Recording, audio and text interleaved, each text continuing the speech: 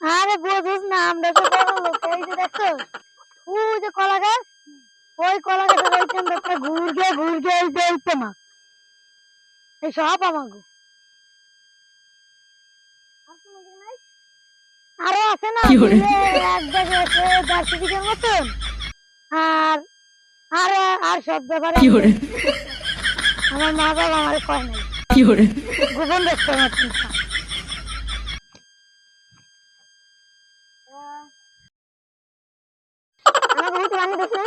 খালা তো ভাই কি কয়